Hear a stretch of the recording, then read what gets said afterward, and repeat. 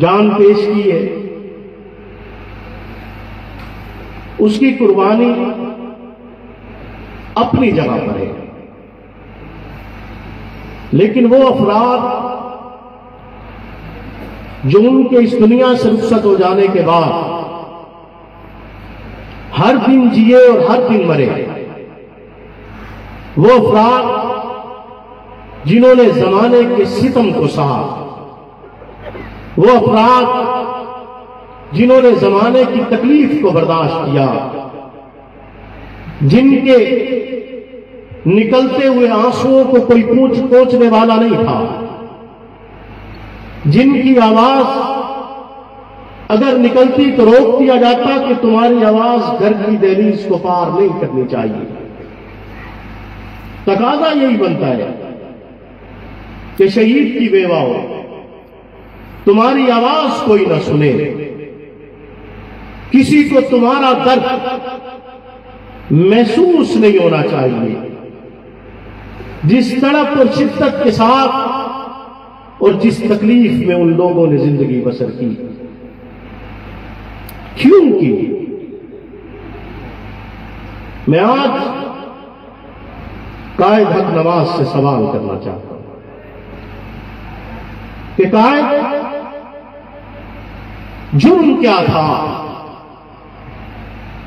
کہ معصوم بچہ اپنے والد کی انگلی پکڑنے سے معروم رہا؟ میں نے خود وقت دیکھا ہے کہ والد کی انگلی پکڑ کر بازار جانے کی خواہش میرے دل میں بھی ہے اور آج تک موجود ہے، اور میں یہ جو گفتگو آپ سے کرنے جا رہا ہوں، یہ گفتگو وہ ہے جو بارہا ان کی تصویر کو سامنے رکھ کر میں نے ان سے مخاطب ہو کر کی ہے، ان سے عرض کی ہے کہ میرا جرم کیا تھا کہ آپ تو چلے گئے، میں آپ کو ابو نہیں کہہ سکا، آپ چلے گئے، میں آپ کے ساتھ بازار تک نہیں جا سکا، آپ چلے گئے، میں نے آپ کے کندھے پر سواری نہیں کی ہے،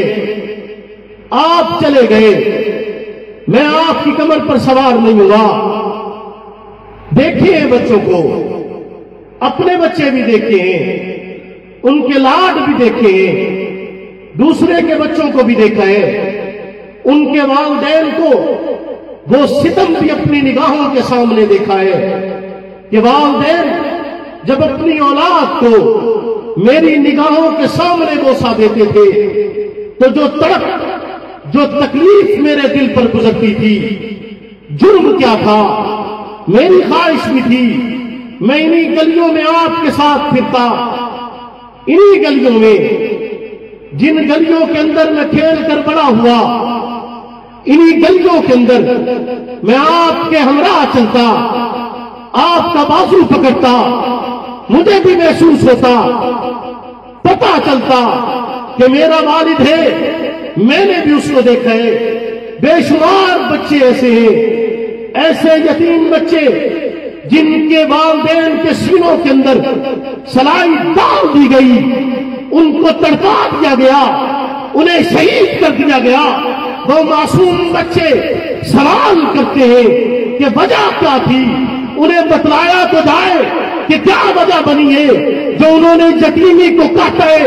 کیا وجہ بنی ہے کہ ان کی مائیں بیوہ ہوئی ہیں، کیا وجہ بنی ہے کہ ان کی آواز کو دبا دیا گیا ہے، کیا وجہ بنی ہے کہ ان کی خواہشات کو پورا کرنے والا کوئی موجود نہیں ہے۔ ہم نے تو سنا تھا یتیمی ساتھ لاتی ہے، زمانے بھر کے دکھ، سنا ہے باپ زندہ ہو تو کانٹا بھی نہیں چکتا۔ ہمیں تو نہیں پتا چلا کہ راستہ پرخطر تھا تو کوئی گود میں اٹھا لیتا ہے، تکلیف کے مقام آئے تو کوئی کندھے پہ سوار کرتا ہے، بچہ تھک جائے تو کوئی اپنے بازوؤں کے اندر لپیٹ لیتا ہے، کوئی تکلیف آئے تو وہ اسے دونوں ہاتھوں سے تھام لیتے اور تھام کر اس کی زندگی کی تربیت کرتے ہوئے اسے ایک خوبصورت زندگی گزارنے کے اصول بتلاتے، ضوابط بتلاتے، طریقہ کار بتلاتے، قدم قدم پر اس کی رہنمائی کرتے۔ وجہ کیا ہے میرے قصور کی، وجہ کیا ہے ان بے شمار نوجوانوں مسلمانوں کی وجہ کیا ہے؟ وہ یتیم بچے جو اپنے گھٹ گھٹ کر اپنی رات کو روتے ہیں کہ اس نگہت کے ساتھ اور اس طریقے سے روتے ہیں، وہ بابا ان کے آنسو ان کی مائیں نہ دیکھ لیں، اس نگہت کے ساتھ روتے ہیں کہ ان کی بہنیں ان کے بہتے ہوئے آنسو کو نہ دیکھ لیں، کبھی الماریوں میں چھپ کر روتے ہیں، کبھی وہ کسی دروازے کے پیچھے چھپ کر روتے ہیں، کبھی پردے کی اوٹ کر روتے ہیں، کبھی کسی تنہائی میں روتے ہیں۔ ان کے رونے کی آواز کو کوئی نہیں سنتا ہے، ان کے آنسوؤں کو کوئی نہیں دیکھتا ہے۔ وجہ کیا تھی؟ اے قائد حق نواز، تو نے ہمیں یتیم کروا دیا ہے۔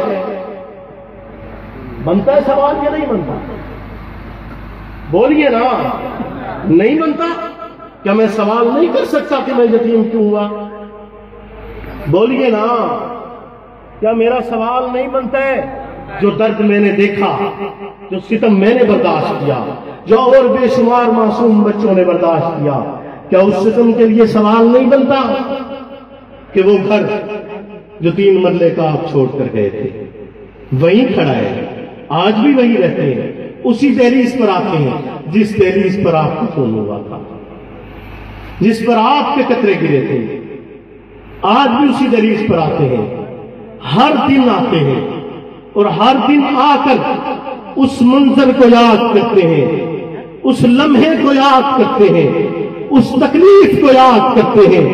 جس لمحے اور جس منظر میں آپ ہم سے جدا ہوئے تھے، وہ تکلیف جو اس لمحے میں ہوئی تھی آج تک برداشت کر رہے ہیں، آج تک ان لمحوں کے لیے، اس وقت کے لیے تڑپ رہے ہیں جس وقت نے کسی ظالم نے مجھ سے میرا باپ چھینے۔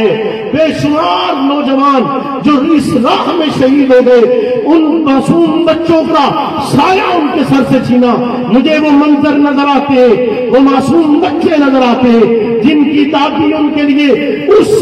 چولہے کے اندر پھونک مار مار کر روٹیاں پکاتی ہے، جسے گیس کی سہولت میسر نہیں ہے، جس کے گھر میں ایک وقت کا کھانا پکتا ہے، دوسرے وقت کا کھانا نہیں پکتا، لیکن قائد حق نواز اس نے آپ کے مشن پر جان دیے، آپ کے نظریے پر جان دیے، آپ کے کاج پر جان دیے، آپ کی سوچ پر جان دیے، آپ کی فکر پر جان دیے۔ وجہ کیا تھی؟ بتلائیے تو صحیح، یہ کون سا طرز تھا، یہ کون سا طریقہ تھا، یہ کون سا اصول تھا، یہ کیا تھا جو آپ ہمیں سکھانا چاہتے تھے، جو آپ نے اس انداز میں ہمیں سکھائے کہ آپ کا وہی بازو جسے پکڑ کر ہم نے چلنا تھا وہ تشدد کی وجہ سے توڑ دیا گیا، وہی قبر جس پہ ہم نے سوار ہونا تھا اس میں تو بڑے بڑے گلے پڑ چکے تھے، جہاں دیکھتی ہوئی سگریٹ تک لگا کر اس میں سوراخ کر دیے گئے۔ حق نواز بتلائیے تو صحیح، وجہ کیا تھی کہ آپ کو الٹا لٹکا کر تشدد کیا جاتا رہا؟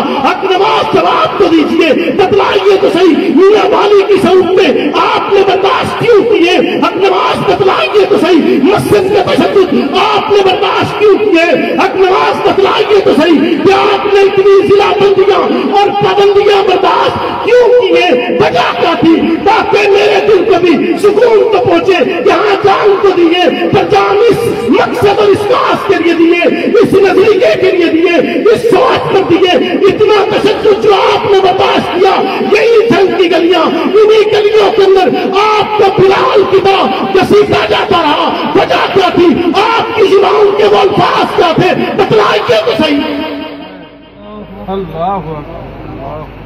تو قائد حق نواز جواب دیتے ہیں۔ توجہ ہے آپ کی؟ توجہ ہے؟ میں اور اس شخص سے مخاطب ہوں جو شخص حق نواز کی نظریاتی نسل کا امیدوار ہے، نظریاتی نسل کا حصہ ہے، جس کی سوچ میں،